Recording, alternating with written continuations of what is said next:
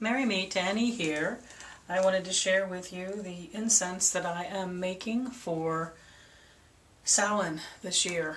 Actually, I'm going to start using it at the dark moon this week. This year, I'm so called of thinking about memory and remembrance and where that comes from. And that is kind of what my focus for the dark time of the year has been so far this year. So no surprising that my urge to create incense for the dark moon this week and also to be used at Samhain, I'm calling Remembrance, and I wanted to share the making of it with you. It's not your typical heavy, resiny Samhain incense. It's not a temple incense. It's not a dark incense. It's not an incense full of bass notes.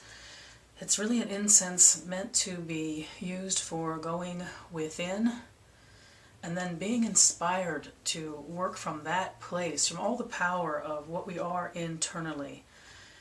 And that is what the incense is going to be for me for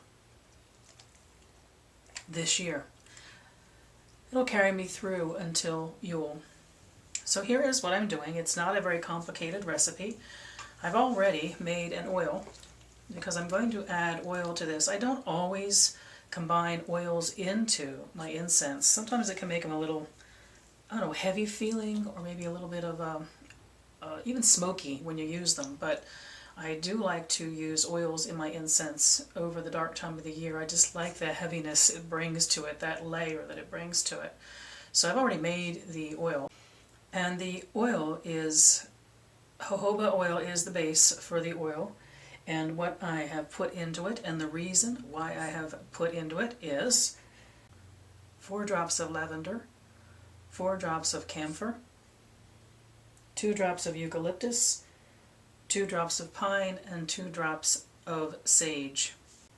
So let me share with you the intent, why I put those particular oils together. For the purpose of remembrance, really focusing on the journey within, the place that we know, the internal place in us, which is the dark moon, the place of no external light, the understanding of what rises up from within us. Not something that comes up to us from the ground or into us from outside, but the power of what rises up from within ourselves.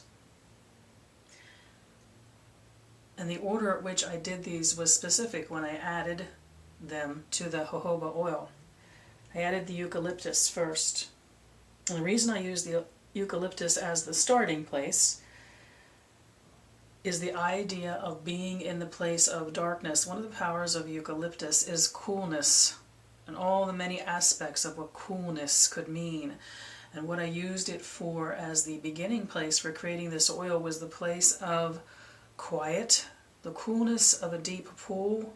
Imagine a deep pool within a cave even, dark and cool, in a very comforting, peaceful, quiet kind of a way.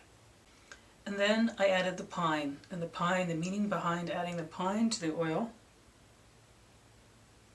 is that in that place of darkness and coolness, and the place that is within us and deep and quiet, comes the courage to face what we have to face.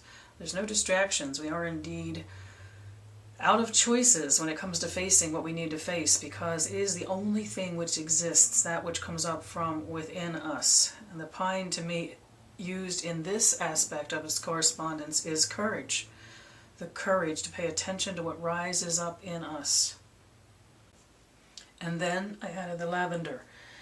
And the reason I added lavender at this point is in the darkness and in the quiet, when we acknowledge what rises up from within us, which can sometimes be a little scary, and it takes courage to face that. Lavender then brings the ability to clearly see it. Most things in life, in the dark times in life, the dark times of the year, in the dark in general, when we look at them clearly and honestly, they lose their power to hold any fear over us. That emotion recedes in understanding. So from the place of coolness rises the courage to face what rises up in us, clearly seeing. And then I added the sage. I'm using the aspect of sage here to be the aspect of sage which is wisdom. The power of this oil to me and the way I've created it is we go to our quiet place, our dark place, our cool place. We sit quietly with it, which means sit quietly with ourselves. Then we take on the power of the courage to see what rises up and see it clearly. The sage then is representing that it is from that seeing clearly, that rises our power in the way of wisdom. And added to the oil at this point was a couple of drops of camphor. Camphor to me is one of the most powerful things you can add to any incense or oil when your intent is any form of awakening. It could be awakening talent, it could be awakening love, it could be awakening in the sense of healing and invigoration.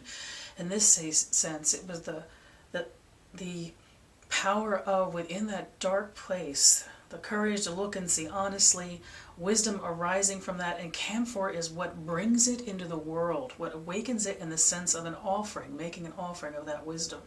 So there you see the reason why I created this oil, and the incense that it's going to be added to has the same traits. And you know, if you watch me do any incenses, that I always begin my incense by adding a bit of lavender to my incense bowl.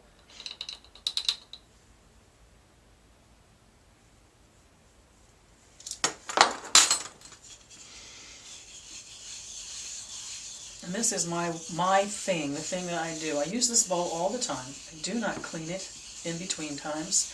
I like the energy carrying over from one recipe to another, because indeed it is me that is carrying over from one recipe to another.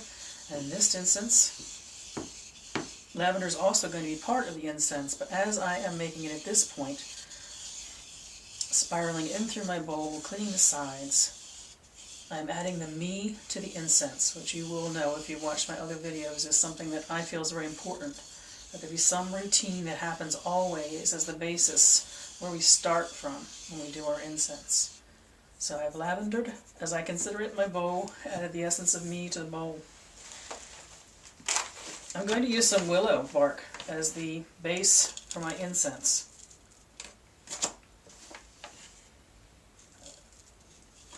So I'm just putting a little bit of that in there.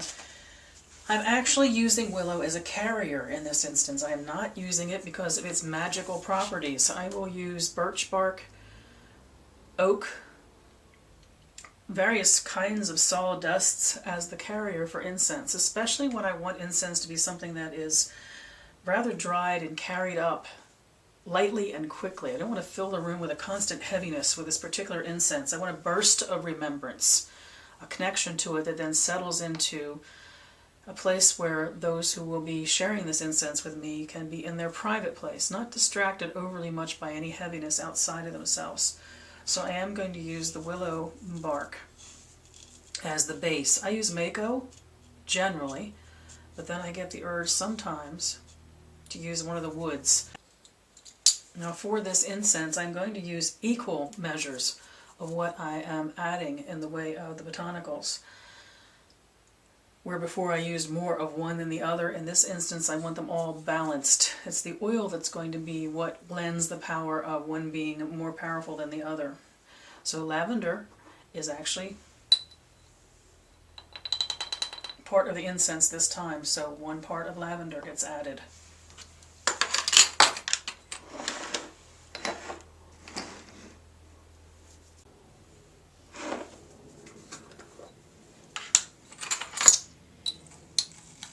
Then one part of sage.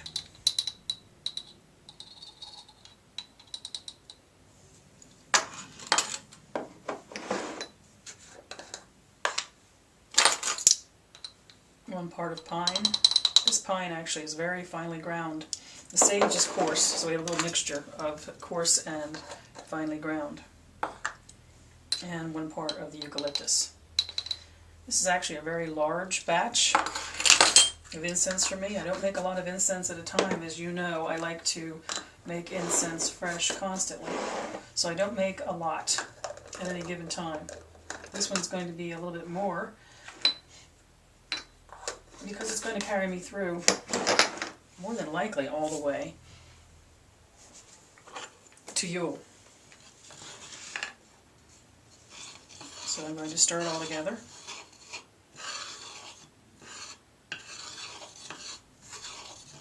And as I stir, of course, I'm holding the intent that I had for this, which is that this is the incense I'm calling Remembrance. It's beginning in the cold, dark, calming, cool place within me. I'm going to take the courage then to look honestly at what rises up from that connection. I'm going to take whatever time it takes to see it clearly, and I'm going to seek the wisdom that brings to me.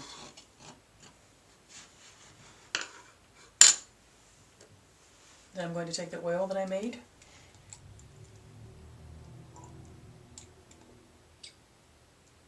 and I'm adding 6 drops.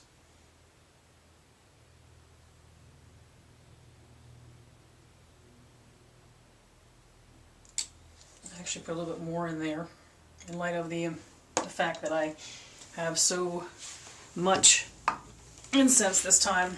And it's a matter of blending that all together.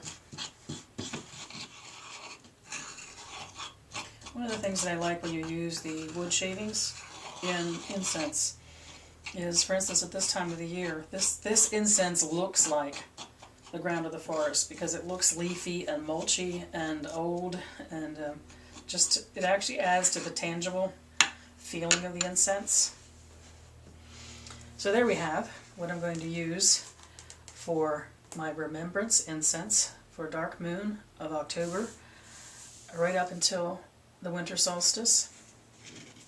Behind here you see containers that I'm going to use. These herbs that I put into this incense, I've also put them into these containers. I'm going to use it for certain magical workings in the time between now and Yule, where when I'm focusing on each of the steps of that process of going within, the courage to see, then seeing clearly and gaining wisdom from that. It's a 4-step process where I'm going to be using these herbs constantly and as individual offerings, and then I'm going to be using them as the blending of all of them into this incense. So I hope you found that interesting. The incense I'm using this year, from dark moon of October up until the winter solstice, which I am calling Remembrance. I wish you all the beauty of the season of remembrance. Merry part.